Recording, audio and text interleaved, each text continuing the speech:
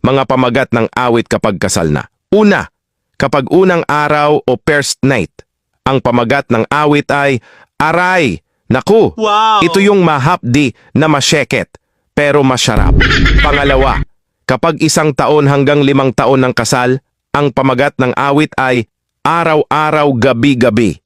Ito yung ganadong-ganado pa sa isa't isa, kaya inaaraw-araw at ginagabi-gabi. Pangatlo, kapag 6 hanggang 15 taon ng kasal, ang pamagat ng awit ay paminsan-minsan. Ito yung busy na sa ibang bagay, kaya paminsan-minsan na lang. Pang-apat, kapag 16 hanggang 25 na taon ng kasal, ang pamagat ng awit ay sana kahit minsan.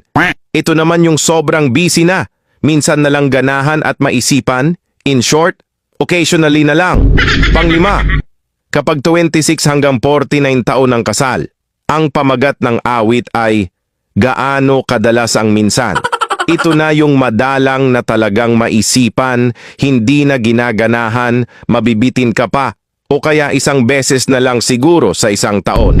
Pang-anim, kapag 50 taon pataas ng kasal, ang pamagat na ng awit ay maalaala mo pa kaya? Ito na yung nakakalimutan na. Nalimutan na rin paano gawin. Nalimutan na paano simulan.